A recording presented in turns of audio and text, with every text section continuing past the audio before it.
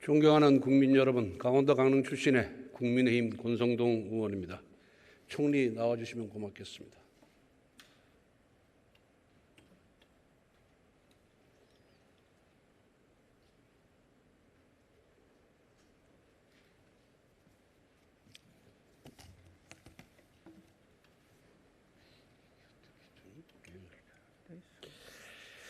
불철주야 코로나 방역을 위해서 애쓰시는 총리님께 위로와 응원의 말씀을 드립니다. 네, 감사합니다.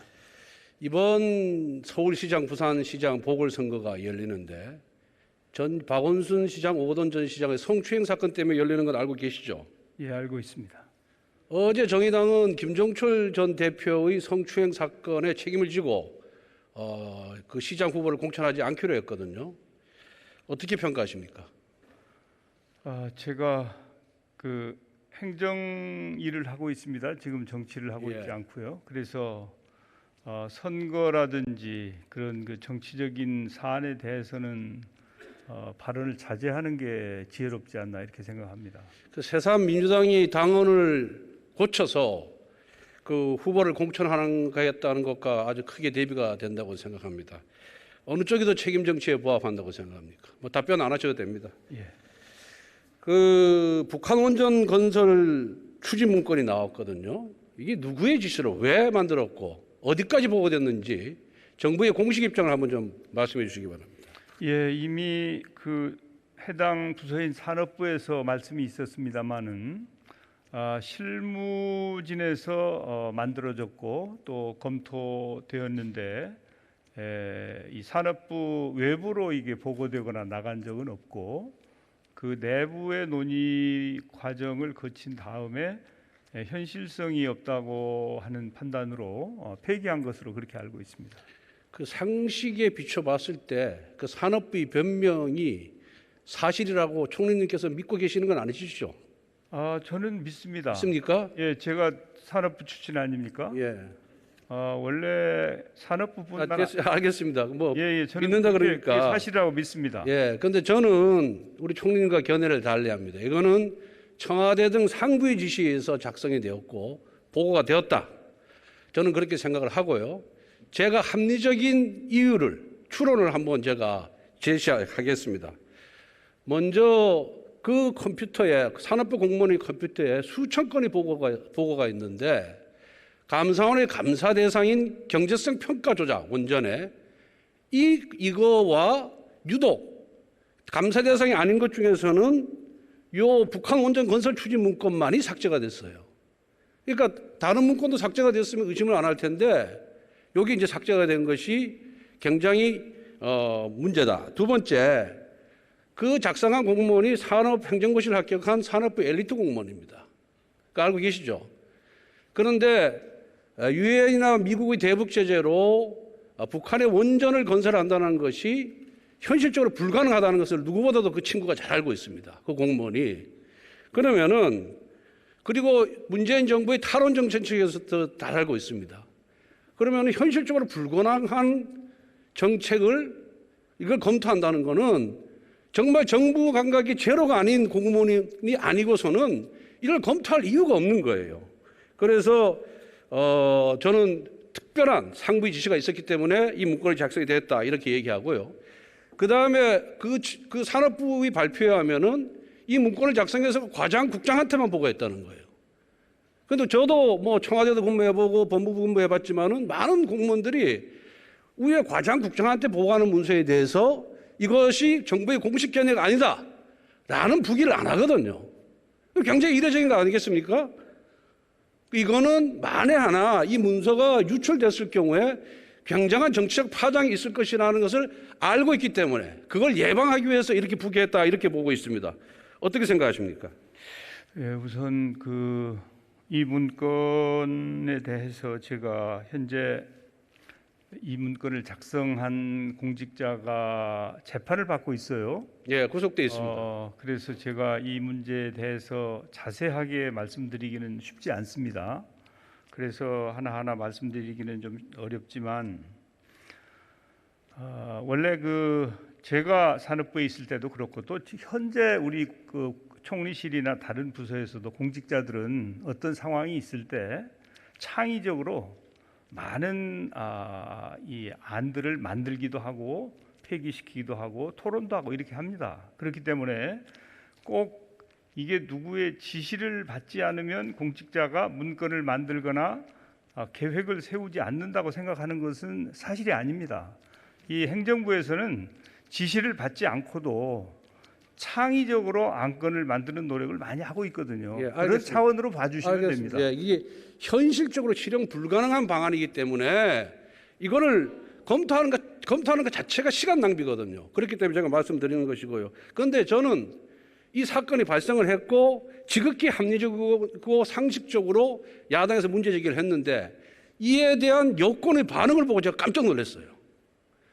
아니면 아니더라고 차분하게 설명을 해서 야당과 국민들의 이해를 구하면 되는데 갑자기 대통령부터 뭐라고 했습니까? 이거 북풍 공작이다, 색깔론이다, 구시대적인 작태다 이러면서 대통령께서 한 말씀 하시니까 여권의 고위 관계자들이 벌떼같이 일어나가지고 야당 대표를 겁박하기 시작했습니다. 이것이 이렇게 벌떼같이 일어나가지고 야당 대표를 겁박할 사안입니까? 차분하게 설명하면 되는 거예요. 그래서 가만히 생각하니까 이제 옛날 일이 대자뷰가 된 문재인 정부에서 한번 보십시오. 저는 이걸 이제 친문 벌떼 작전이라고 칭하는데요. 여러 번 있었는데 그 결과가 어땠는지 한번 제가 설명을 해드리겠습니다. 첫 번째, 조국 전 장관 일가에 대한 수사가 시작되자 문재인 대통령께서 이렇게 얘기했어요. 조국에게 마음이 빚이 있다. 절제된 검찰관 행사가 필요하다. 지침을 내리니까 이 PPT 한번 보세요. 친문의사들이 벌떼처럼 들고 나서 수사를 방해합니다. 그런데 1년이 지나서 어떻게 됐습니까? 배우자가 징역 4년형을 선고받았거든요. 그리고 공수처 설치하면 윤석열 보고 수사돼서 이루라고 겁박하던 최강욱 의원도 당선 무효형 선고받았습니다.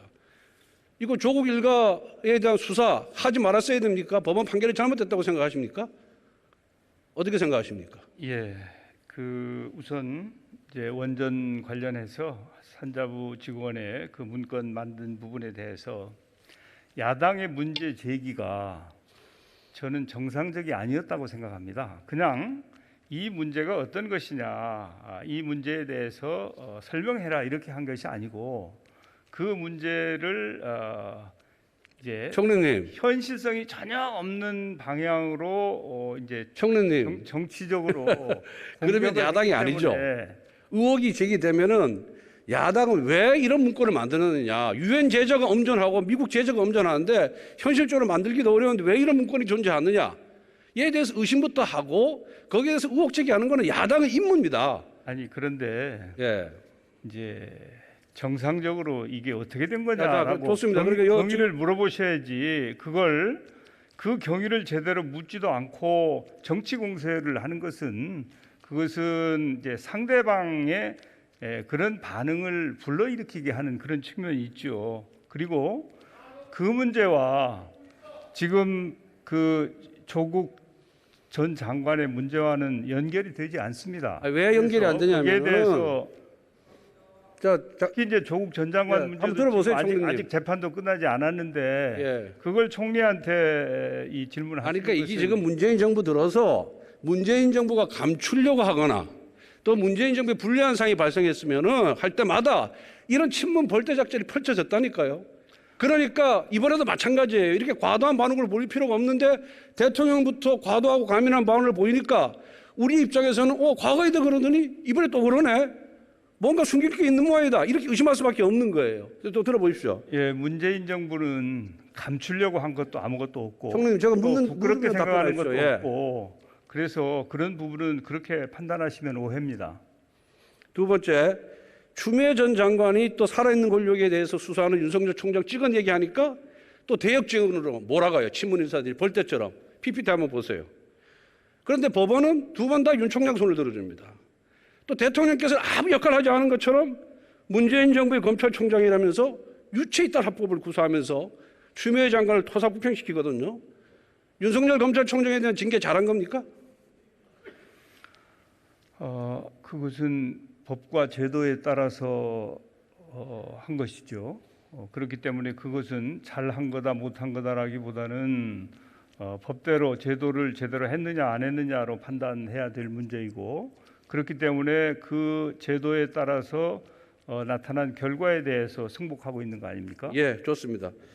세 번째는 탈원전 감사, 경제적 평가 조작에 대한 감사원 감사가 시작되자마자 헌법기관 감사원을 공격합니다. PPT를 한번 보세요.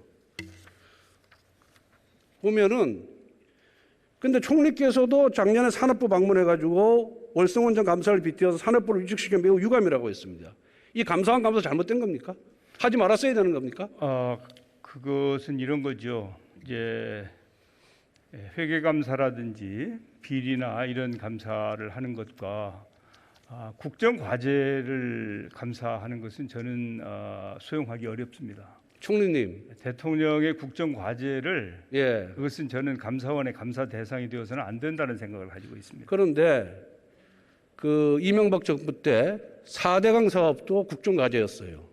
그런데 감사원 감사 4번 받았고 민주당은 감사하라고 수없이 많은 촉구를 했고 고소 고발까지 했습니다. 왜 자기 눈에 들어가 있는 티켓은 못 봅니까? 그건 사안이 다르죠. 사안이 동일합니다. 왜냐하면, 동일합니다. 예, 국회에서 그 의결로 그러니까 내로남불이라는 소리를 듣는 겁니다. 그래서 총리님. 의결을 해서 감사원에 감사 요청을 한 경우와 그렇지 않고 자의적으로 감사를 하는 경우는 다릅니다. 이번 감사원 감사 국회의 의결로 국회에서 감사 요구한 겁니다. 총리님. 그것은 정확하게 아시고 말씀하셔야죠. 제가 물론 알죠. 예. 그런데 왜 자꾸 이런 식으로 호도하십니까? 국회에서 요청한 내용과는 조금 더 다른 아니 국민의힘 정부 때하고 민주당 정부하고 잣대는 동일해야죠. 당연히 동일하죠. 예, 지금 동일하지 않지 않습니까 지금? 천만에요. 동일합니다. 국회에서 요구해서 감사원 감사했는데 왜 마치 우리 것만 국회에서 요구하고 말이 이건 아니라는 식으로 얘기하십니까? 감사원은 국회에서 요구한 대로 해야지 국회에서 요구한 것을 넘어서 자신들이 자의적으로 해서는 안 된다는 취지이죠. 이렇게 자꾸만 내로남불식에 답변하시면 안 됩니다. 그래서 이처럼 이게 친문 벌떼 작전 펼치는 이유가 진실을 감추려고 했어요. 그런데 항상 그럴 때마다 결과는 정반대로 나왔습니다. 그래서 이번 북한 원전 추진권도 국민과 야당이 의혹 제기를 하면은 차분하게 해명하면 되는데 해명했지 않습니까? 이렇게 친문 벌떼 작전으로 우리를 막 정치적으로 공격하기 시작하는 거예요. 오히려 프레임을 우리가 신 게 아니라 여권에서 프레임을 씌워가지고 이걸 정치 문제화 한 겁니다. 이 부분을. 저는 그렇게 보이지 그렇기 않는데요. 때문에 지금도 많은 국민이 의심하는 거고요. 1차 남북 정상회담 할 때 그 USB 전달했죠. 그 공개하실 용의가 있습니까?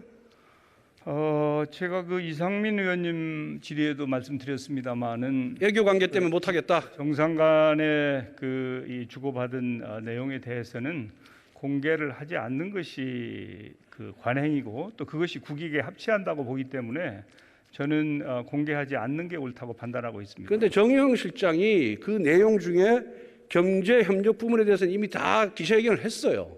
공개를 했기 때문에 그러면 경제 협력 부분에 한정해서 하는 건 어떻습니까?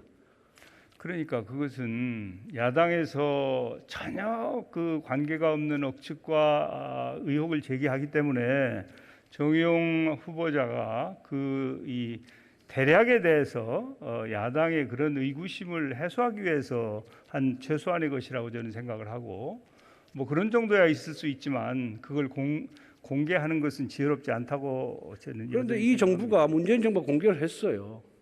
한일 위안부 합의 박근혜 정부 때 그때 박근혜 대통령과 아베 신조 총리 간의 대화 내용, 오바마와의 대화 내용 다 공개했습니다. 2017년도에.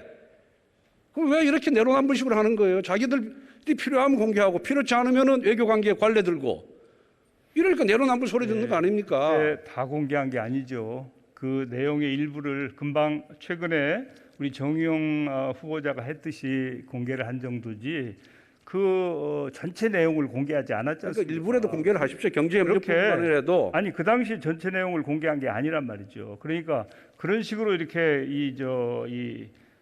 말씀을 하시면 사실은 사실이 아니지 않습니까? 그래서 정말 아무것도 아니라면 야단 법석 치면서 이렇게 과민 반응하지 말고 아니 아무것도 아니려 차분하게 해명하십시오. 그리고 어떻게 야당이 요구한 국정조사 수용해줘야 되는 거 아닙니까? 어떻게 생각하십니까? 국정조사는 이제 국회에서 정당 간에 의논하실 일이고요. 그게 아무것도 아닌 것은 아니죠. 왜 그 USB가 아무것도 아니겠습니까? 아무것도 아닌 게 전혀 아니죠. 박근혜 정부 때는 민주당의 요구를 7번이나 국정조사를 수용해 줬어요. 우리 당에서. 그런데 이 정권은 단 한 번도 지금 수용 안 하고 있어요. 이 철벽 방어 정권이 철벽 방어 정권. 이런 식으로 야당과 국민을 무시한 정권 저는 처음 봤습니다. 총리께서 대통령께 좀 건의를 해서 아니 국정조사를 정부가 수용합니까? 그건 국회 영역 아닙니까? 아니 요즘 뭐 민주당은 대통령 한마디 말 다 듣지 않습니까? 고숙인데. 그런 말씀하시면 안 되죠. 예? 그 무슨 말씀을 그렇게 하십니까? 사실을 얘기하는 건데요, 뭐. 예, 그러시면 안 예. 되죠. 그리고 이제 그 국회에서 여야 간에 의논해서 하시면 정부야 당연히 국회에서 결정하는 내용을 수용하죠. 그렇지만은 정부가 국정조사를 하고 안 하고의 이 가부를 얘기할 수 있는 상황은 아닙니다.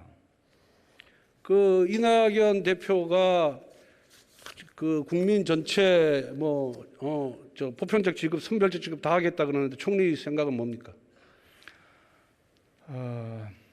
원래 저는 차등 지급을 하는 게 옳다는 생각이에요. 말하자면 피해가 큰 경우에는 좀 더 지급하고 피해가 작으면 덜 지급하고 그리고 넓게 얇게 지급하는 것보다 좀 좁게 두텁게 지원하는 게 옳다는 게 저의 생각입니다. 저도 그 견해에 동의하고요. 네. 좀 더 빨리 지급하시고 차등 지급할 때 어려운 사람 취약계층한테 3배, 4배, 5배 좀 지급해 주시기 바랍니다. 예, 뭐 그렇다고 해서 제가 이낙연 대표의 그 말씀에 대해서 전적으로 다른 의견을 얘기한 건 아니니까 한 말씀 드리면 지난번에 1차 재난지원금을 지급할 때 우리가 전 국민에게 지급했지 않습니까? 그러니까 재난을 극복하기 위해서 이 어려운 분들에게 지급하는 경우에는 이제 차등 지급하는 게 옳고 또 경기 진작용이라든지 그런 경우에는 전 국민에게 지급할 수도 있는 것이죠. 그래서 그런 부분은 이제 보편적인 것과 선별적인 것을 섞어서 필요에 따라서 그때그때 상황에 따라서 선택적으로 하는 것이 옳다는 게 저의 평소의 소신입니다. 지금은 어떻게 하시겠다는 겁니까? 지금은 일단은 일반론을 말씀하시지 3차 마시고요. 재난지원금이 지금 지급되고 있지 않습니까? 그래서 그게 지급돼야 되는데 이제 손실보상을 제도화하는 노력을 지금 하고 있습니다. 그런데 그 시간이 좀 걸립니다. 그렇기 때문에 지금 작년 3차 유행이 지속되고 있고 그것 때문에 소상공인이나 자영업자들의 고통이 너무 커서 4차 재난지원금을 지원하는 것이 불가피하다는 생각을 가지고 있고 현재 기재부에서 어떻게 언제 얼마나 재난지원금을 지급할 것인가 검토를 하고 있는 중이기 때문에 아직 정부의 안이 확정이 되지 않아서 제가 이렇게 하겠습니다라고 말씀드리기가 어렵습니다. 예, 수고하셨습니다. 문재인 대통령은 취임사에서 국민 모두의 대통령이 되겠다. 야당 국정운영의 동반자라고 말씀하셨습니다. 그런데 취임 4년이 지난 지금 대통령의 취임사는 무색해졌습니다. 그 어떤 정권보다도 분열의 정치, 극성 지지층을 위한 정치, 야당을 청산해야 될 대상으로 보는 정치를 하고 있습니다.